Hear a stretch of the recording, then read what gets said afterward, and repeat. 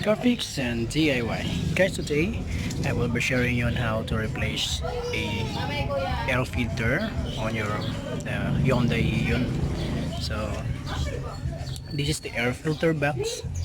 Then I'm going to open it and change the air filter. So guys, when changing air filter, you don't need any tools to open the uh, air filter box or the air box. So you don't need to remove some bolts or screws. You just simply uh, move this clips. Okay, so this is the clips.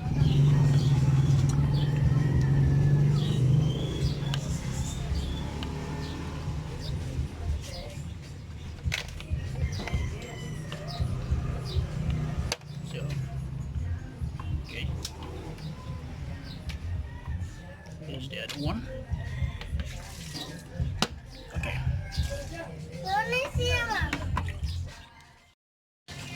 and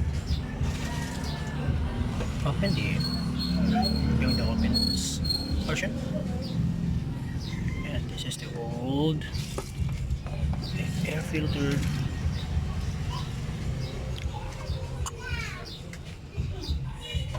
Okay,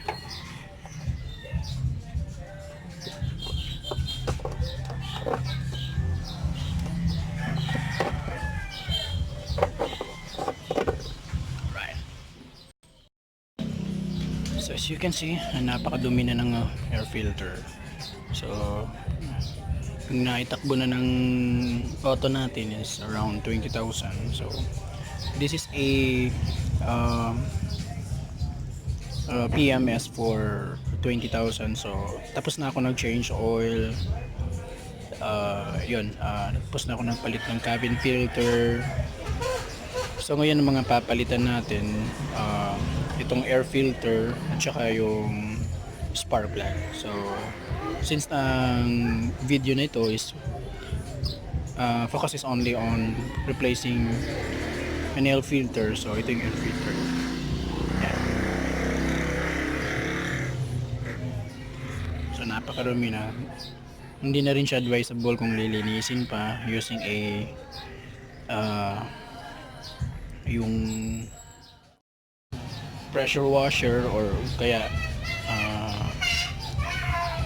air compressor. So hindi na.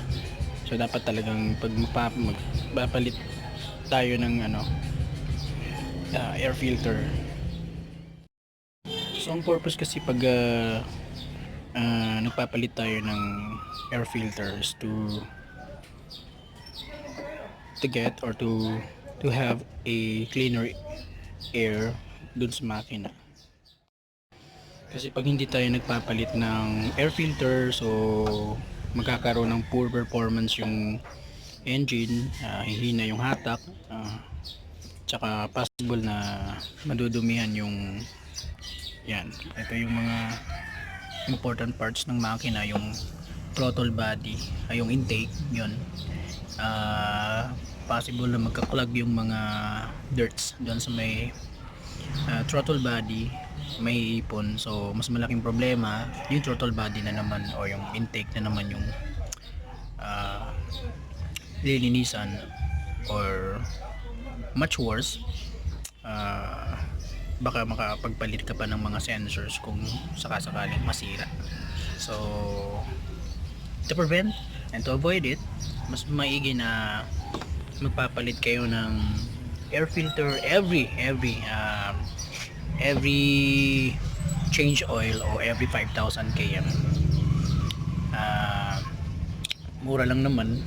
Ito ay nabili, nandun sa loob yung bagong air filter natin. Kukunin na.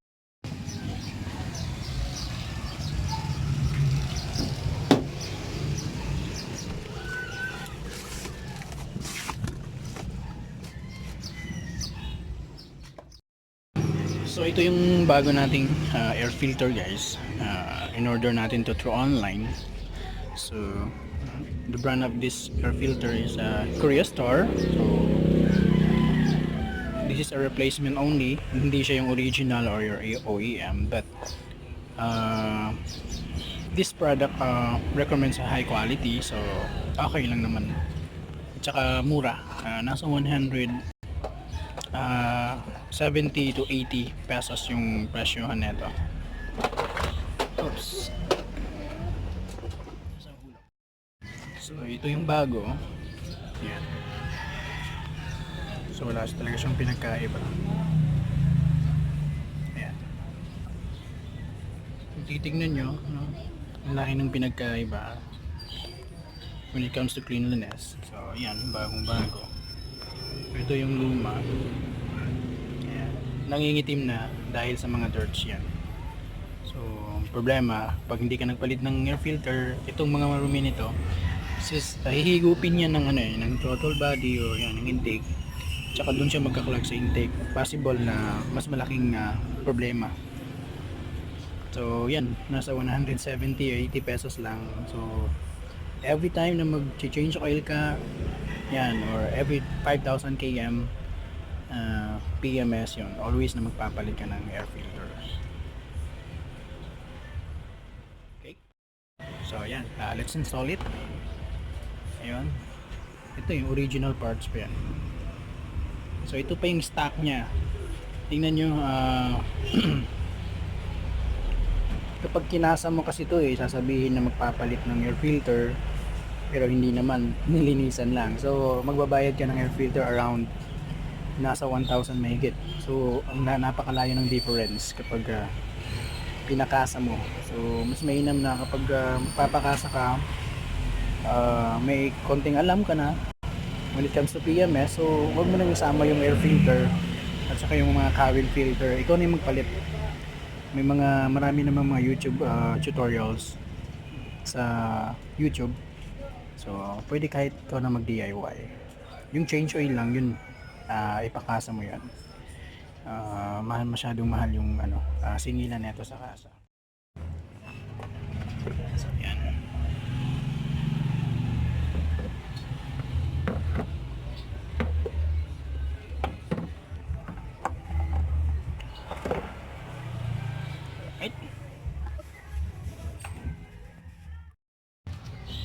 Okay. So ibabalik na natin yung clips. Ito yung clips.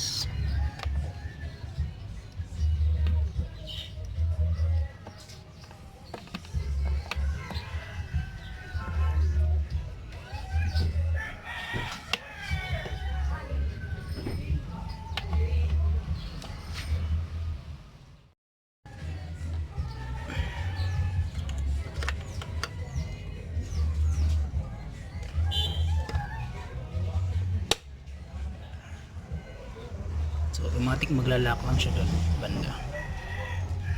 Yan.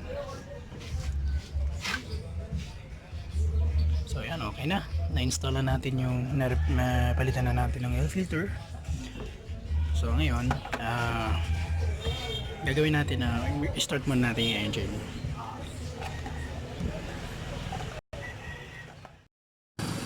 So yan guys, na-start na natin yung engine. So ito yung cold start. Bali hindi pa natin pinapandar yung makina. Since umaga naman ngayon. So ayan, na-standby siya ng buong gabi.